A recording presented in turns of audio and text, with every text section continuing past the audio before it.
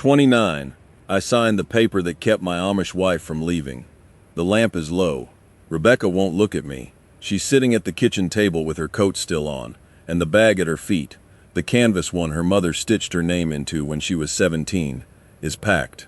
I can see the corner of her good dress folded over the top. The kettle's still going on the stove because nobody thought to take it off. The whistle starts up small. Nobody moves. Outside, the March wind is pushing against the south window the way it always does, and I can smell the comfrey root drying above the sink. That wet earth smell, the one Grossdaddy taught me to trust. My hands are cold. My hands are always cold in March. I'm holding a piece of paper. It's folded in thirds. There's a pen on the table between us that nobody picked up yet. She says, "Joseph, if you sign it, I'll stay." That's all she says. She doesn't cry. Rebecca doesn't cry the way other women cry. She goes quiet, and her jaw sets, and you can hear her breathing through her nose. I remember thinking I had never been more afraid of a piece of paper in my whole life. Not the deed to the farm, not the bishop's letter, not even the slip the English doctor handed me 3 weeks before. I was 34 years old. Quick pause. My name is Joseph, and this is... If these stories stay with you, if they remind you of something the old ones knew, subscribe. It's free, and it's the reason I can keep telling them.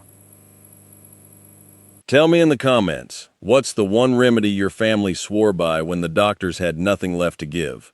And if you want to go further, a super chat or a membership, that's you telling me these old ways are worth remembering. That keeps this going. Now, back to what happened. In our community, you don't sign things. That's the short of it. A man's word is the paper. A handshake at the auction barn is the contract. The bishop says it plain. Paper is for the English. The word is for us. My dad used to say it the same way his dad said it. And his dad before him. When Grossdaddy sold his last team of Belgians in '78, he didn't sign one line. He spat in his palm and shook the buyer's hand, and that was the end of it. So when I tell you Rebecca slid a folded paper across our kitchen table and asked me to sign it, you have to understand, in our world, that paper was already a wound. Before the ink, before the pen. The asking itself was the thing that hurt, and the healing was the other rule. We don't go to English doctors first. That's not pride. That's not stubbornness the way the newspapers like to write it. It's just that the land knows things. The old ones knew things. Every farm in Lancaster County has a row of mullein by the fence and comfrey by the spring house, and yarrow somewhere a child won't pull it up. Nobody taught me which leaf for which fever. I just saw Mam do it. I saw Grossdaddy do it. The Braucher came when the fever climbed past what the kitchen could fix, and the English doctor came after that, if at all. That was the order. That was the ordning of the body. And until Rebecca got sick the winter she was 31, I had never once questioned that order. Not out loud. Not even in the back of my own head where a man keeps the questions he isn't allowed to ask. I should tell you about Rebecca. Her people are from over near Gordonville. The Stoltzfus side, not the Lapp side. She'd correct me if I got that wrong. We were married 11 years before she got sick. 11 good years. She was the kind of woman who hummed when she canned tomatoes and didn't hum any other time. So you always knew it was August in our house by the sound of her. We had 4 children by then, 3 boys, 1 girl. Mary was the youngest. Mary was 6. The sickness came on slow. That's the thing about it. If it had come on fast, I would have known. Fast I understood. Fast was croup. Fast was a horse kick.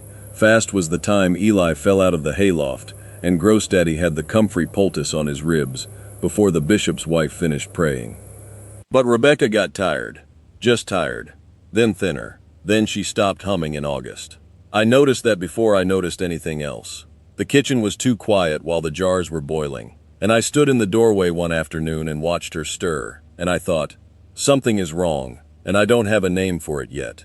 Mam came over with the burdock tea first, then the dandelion root, then the red clover. My mother is 71 years old and she has a leather pouch, older than me, that she keeps her dried roots in, and she came every Tuesday and every Friday for 6 weeks and steeped what she knew how to steep. Rebecca drank it all. Rebecca trusted her.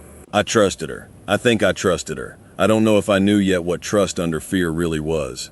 The night it turned, the wind was doing the same thing it's doing now, pushing on the south window. February, late February. Rebecca was upstairs, and I heard her cough, and the cough had something in it I had not heard before, a wet sound.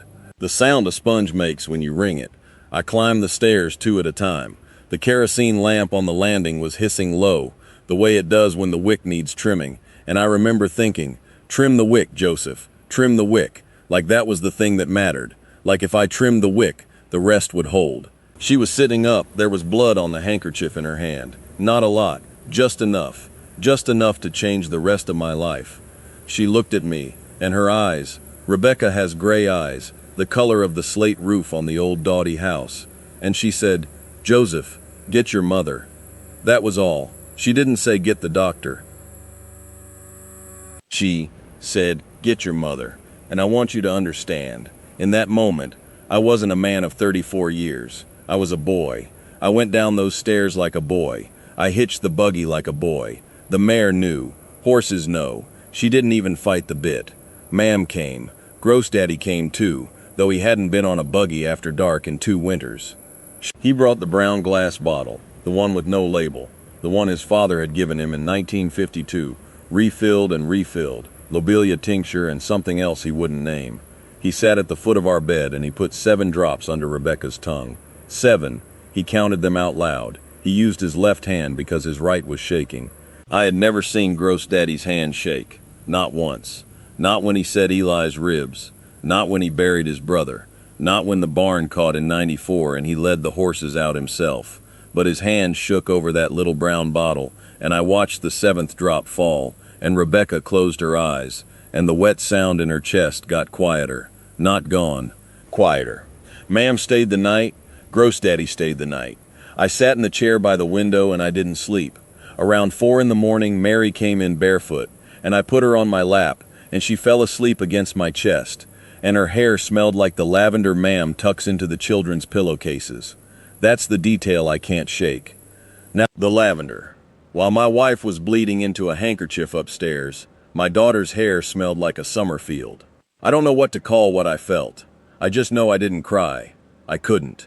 My jaw locked up so tight I couldn't swallow the coffee Ma'am pressed into my hand at sunrise. The cough got better for a while. That's the part I have to tell you straight. The lobelia did something. The mullein tea did something. By the 2nd week of March, Rebecca was downstairs again, slow, but down. She canned nothing. She didn't hum. But she was down. And I thought, see, the old ways. The land doesn't lie. That's what the old ones knew. I said it to myself like a prayer. The land doesn't lie. The land doesn't lie. And for 8 days I believed it the way Grossdaddy believed it. For 8 days I was a man who had not yet learned what I was about to learn. What I didn't know, what none of us knew, was that the wet sound in her chest wasn't the kind of sickness Mullen could finish. The Braucher came on the 9th day. He's the one who told me. He sat with Rebecca alone for almost an hour, and when he came out of the bedroom, he wouldn't meet my eyes. He's a small man, the Braucher in our district. 62. No, 63. Dad always told me to get that right. He put his hand on my forearm and he said, "Joseph! Take her to the English doctor in Lancaster. Take her tomorrow." And I just stood there, because in 20 years, I had never heard a Braucher send anyone to an English doctor. Not once. The order was the other way. Always the other way. I want to be careful here, because Grossdaddy was not wrong. I need you to understand that. He wasn't a hard man, and he wasn't a foolish one. And the 7 drops of lobelia did keep her alive long enough for me to get her into that pickup truck with our English neighbor Tom Yoder behind the wheel. Yes, we have Yoders who jump the fence too, and Tom is one of them. And that man drove like the devil that morning, and I have never said thank you to him properly, not even now. The remedies worked the way the remedies were supposed to work. They held the line. But the thing inside Rebecca was bigger than the line, and the silence around it, the silence about when to stop steeping and when to start driving, that silence wasn't Grossdaddy's. It was older than him. It was older than all of us. It was the kind of silence that doesn't have one mouth to come from, so you can't even be angry at it. You can only stand inside it and feel how big it is. The English doctor's name was Dr. Pruitt. He had soft hands and a hard mouth, and he said the word cancer the way a man says rain, like it was a fact of weather, not a fact of Rebecca. He said it had been growing for maybe 2 years, maybe 3. He said if we had come in the fall, things would look different. He didn't say you should have come sooner. He didn't have to. I sat in that plastic chair, and I felt my back lock up the way it does when I lift wrong, and I thought, the land doesn't lie, but the land doesn't tell you everything either.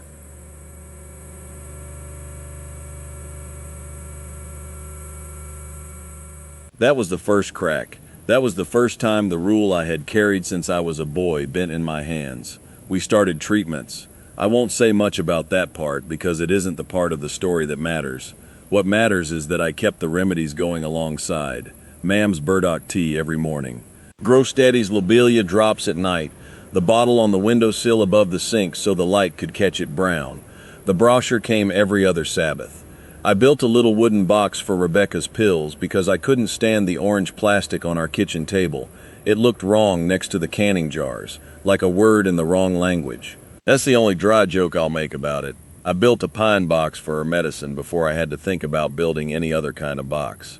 I caught myself laughing at that once, alone in the wood shop, and then I didn't laugh again for a long time. The men in our district, they came around. That's what we do. A barn raising for a body, is how my Uncle Amos put it once. Amos lost his first wife to something the doctors called sugar sickness back in '89. He sat with me on the back porch one Sunday after meeting, and he didn't say much. Amos doesn't. He said I waited too long too. 5 words. He said the tea was good tea. 5 more. Then he sat with me for 2 hours and didn't say anything else, and that was the most anyone said to me about it that whole spring. My cousin Eli, different Eli, the one from Bird in Hand, he came by with a jar of raw honey from his own hives, and he set it on the table, and he said for her throat. 3 words. And then he stood in my kitchen and cried, and I had never seen Eli cry, and I realized he had lost his father the same way. The waiting, the trusting the line. 4 winters before all of this, Amos's boy had been sick too. Not the same sickness, something with the lungs, and Amos had taken him to the English doctor in the 2nd week, not the 6th, and that boy was 22 now and farming his own piece up near Intercourse. Amos told me that on my back porch, and then he looked away. He didn't say I learned and you didn't. He didn't have to. The silence between Amish men carries more than the talking does. By the time the dogwoods bloomed that April, I understood that every man in our district was carrying a version of this story, and none of us had a place to put it down. Rebecca got better, I have to tell you that, because the story isn't what you think. The treatments worked. Slow, but they worked. By August, she was humming again over the tomato jars, quieter than before, but humming. And I stood in the doorway, and I cried for the first time since February. I cried into a dish towel so the children wouldn't hear. But the paper she would later slide across the table, that came from what happened during. Because somewhere in those months, between the chemo and the lobelia, between the English doctor and the Braucher, Rebecca had started to feel like she was being pulled in half. And one night in March of the next year, almost a year to the day from the wet cough, she sat down at the kitchen table with her coat on and her bag packed and a folded piece of paper. The paper was an agreement. She had written it herself. Her handwriting is small and slanted, and it always tilts up to the right like she's hoping for something. It said that if she ever got sick again, if anything ever came back, if any of the children ever got something the kitchen couldn't fix, we would go to the English doctor first. Not the Braucher, not the tea, the doctor first and the old ways alongside. She wanted my name on it. She said she couldn't stay in a house where the rule went the other way. She said she loved me. She said she loved Gross Daddy. She said she could not bury herself for a tradition again. I sat there a long time. The kettle whistled and Mary, who was 7 by then, came down and took it off the stove without being told and went back upstairs. I thought about Gross Daddy's shaking hand. I thought about Dr. Pruitt's soft hands. I thought about Amos saying I waited too long too. I thought about the brown bottle on the windowsill and the lavender in Mary's hair. And then I picked up the pen and I signed it. Joseph. Just Joseph. I didn't put the date. I didn't need to. Rebecca folded it back into thirds and put it in the drawer with the matches. And she took off her coat and she stayed. I'll tell you what I grieved.